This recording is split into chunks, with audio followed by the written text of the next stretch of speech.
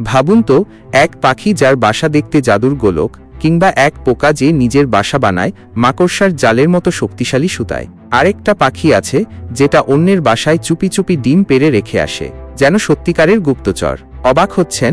এ সবই গল্প নয়, প্রকৃতির অদ্ভুত ও রহস্যময় সৃষ্টির অংশ। আমাদের চারপাশে এমন হাজারো প্রাণী আর পাখি আছে যাদের জীবনযাত্রা, যাদের বাসস্থান, যাদের গল্প শুনলে আপনি অবাক হয়ে যাবেন।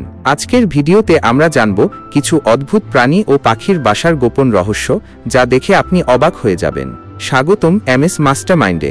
আমি মৃদুল, আর আজ আমরা ঘুরে দেখব প্রকৃতির সেই রহস্যময় কোণগুলো, যেখানে অদ্ভুত প্রাণী আর পাখিরা তৈরি করে তাদের আশ্চর্যজনক বাসা। পুরো ভিডিওটি মিস করবেন না, কারণ শেষের দিকে এমন একটি প্রাণীর কথা বলবো যার বাসা দেখে বিজ্ঞানীরাও হতবাক। চলুন শুরু করি অস্ট্রেলিয়ার গভীর জঙ্গল থেকে। এই জঙ্গলে বাস করে এক অদ্ভুত পাখি, স্যাটিন বাওয়ার্ড। এরা দেখতে অন্য পাখির মতোই, কিন্তু এদের বাসা বানানোর কায়দা একেবারেই অভিনব। সাধারণ পাখিরা যেমন ডালপালা, খড়কুটা দিয়ে বাসা বানায়, স্যাটিন বাওয়ার্ড তা করে না। এরা বানায় প্রদর্শনী বাসা। জি হ্যাঁ, ঠিক শুনেছেন, এই বাসা শুধু ডিম রাখা বা বাচ্চা বড় করার জন্য নয়, বরং মেয়ে পাখিকে মুগ্ধ করার জন্য। এই প্রদর্শনী বাসা সাজানো থাকে নীল রঙের বিভিন্ন জিনিসপত্র দিয়ে, পাতা, ফুল, বোতলের টুকরো, এমনকি মানুষের ফেলে আসা নীল প্লাস্টিক পর্যন্ত জায়গা পায় এই বাসায়। কল্পনা করতে পারেন, এই সাজসজ্জার একটাই উদ্দেশ্য, মেয়ে স্যাটিন বাওয়ারকে আকর্ষণ করা। এবং বিশ্বাস করুন, এই বাসা এত নিখুঁতভাবে সাজানো হয় যে মনে হয় কোনো শিল্পী এসে বাসা সাজিয়েছে। এবার আসি এক আশ্চর্য পোকায়, ওরিয়েন্টাল হর্নেট। নাম শুনেই হয়তো ভয় পাচ্ছেন, কিন্তু ভয় পাবার কিছু নেই, কারণ আজ আমরা এর ভয়ঙ্কর রূপ নয়, বরং এর অদ্ভুত বাসা সম্পর্কে জানব। এই পোকার বাসা সাধারণ কোনো পোকার বাসার মতো নয়। এরা মাটির নিচে ছোট ছোট চেম্বারে নিজেদের বাসা তৈরি করে। কিন্তু সবচেয়ে অদ্ভুত বিষয় হলো, এই পোকারা সূর্যের আলো থেকে শক্তি সংগ্রহ করে। জি হ্যাঁ, ঠিকই শুনেছেন, বিজ্ঞানীরা বলছেন ওরিয়েন্টাল হর্নেট নাকি নিজের দেহে সোলার প্যানেলের মতো প্রাকৃতিক সিস্টেম নিয়ে জন্মায়, এবং এর বাসা এমনভাবে তৈরি থাকে যাতে আলো শোষণ করে এরা শক্তি পায়।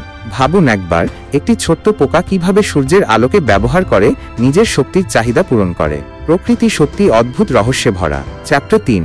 এবার আসুন আরও একটি অদ্ভুত পাখির সাথে পরিচিত হই। এই পাখির নাম কাউবার্ড। এদেরকে অনেক সময় বলা হয় প্রকৃতির গুপ্তচর। কেন জানেন? কারণ এই পাখিরা নিজেরা কোনোদিন বাসা বানায় না। হ্যাঁ, ঠিকই শুনেছেন, এরা অন্য পাখির বানানো বাসায় লুকিয়ে নিজেদের ডিম রেখে আসে। এবং সবচেয়ে মজার বিষয় হলো, যে পাখির বাসায় এরা ডিম পাড়ে, সেই পাখি বুঝতেই পারে না যে এটা তার নিজের ডিম না। ফলে সে অন্যের ডিমকেও নিজের ডিম ভেবে ইনকিউবেট করে। এখানেই শেষ নয়, কাউবার্ডের বাচ্চা যখন ডিম থেকে বের হয়, তখন সে অন্য বাচ্চাদের ঠেলে ফেলে দেয় বাসা থেকে, যাতে সে একাই সব খাবার পায় এবং মা পাখির যত্ন পায়। ভাবুন একবার, এক পাখি অন্য পাখির বাচ্চাকে নিজের বাচ্চা ভেবে বড় করে তুলছে। প্রকৃতি কি অদ্ভুত খেলাই না খেলে। চ্যাপ্টার 4। এবার আসুন পরিচিত হই এমন এক পাখির সাথে যাদেরকে ডাকা হয় প্রকৃতির ইঞ্জিনিয়ার। হ্যাঁ, ঠিকই ধরেছেন, আমি কথা বলছি ওয়েবার বার্ডের। এই পাখিরা তাদের অসাধারণ বাসা তৈরির জন্য বিখ্যাত। এরা শুধু বাসা বানায় না, বুনে ফেলে।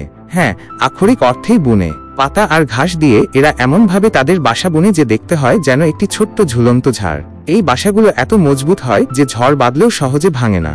ভেতরে থাকে আরামদায়ক জায়গা, যেখানে পাখিরা ডিম পাড়ে এবং তাদের বাচ্চাদের নিরাপদে বড় করে তুলতে পারে।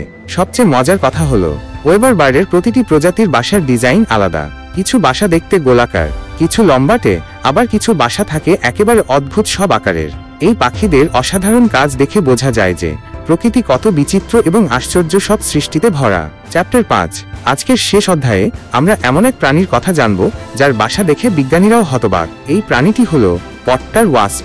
নাম শুনেই বুঝতে পারছেন, এই ওয়াস্পরা মাটি দিয়ে তাদের বাসা তৈরি করে। কিন্তু সে কোনো সাধারণ বাসা নয়। এরা মাটি দিয়ে ছোট ছোট পাত্র বানায়, একেবারে ছোট্ট মাটির কলসির মতো। এই প্রতিটি কলসির ভেতরে একটি করে ডিম থাকে এবং সাথে থাকে কিছু খাবারও, যা মূলত ছোট ছোট পোকামাকড়। মা পট্টার ওয়াস্প এই খাবারগুলো জীবন্ত অবস্থায় প্যারালাইজ করে রাখে, যাতে ডিম থেকে বাচ্চা বেরোনোর আগে খাবারগুলো নষ্ট না হয়। বাচ্চা যখন ডিম থেকে বেরোয়, তখন সে এই মাটির কলসির ভেতরেই থাকে এবং জমানো খাবার খেতে থাকে। পর্যাপ্ত পুষ্টি এবং সুরক্ষা পেয়ে যখন সে একটি প্রাপ্তবয়স্ক পোকায় পরিণত হয়, তখন সে এই মাটির কলসি ভাঙে। প্রকৃতি সত্যি অদ্ভুত এবং রহস্যময়। একটি ছোট্ট পোকা কিভাবে এত?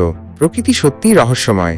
আমরা হয়তো প্রতিদিন হাজারো পাখি ও প্রাণী দেখি, কিন্তু তাদের এই গোপন জগৎ আমাদের চোখের আড়ালেই থেকে যায়। কি জানতো আমাদের অজান্তেই এত অদ্ভুত সব ঘটনা ঘটে চলেছে এই পৃথিবীতে।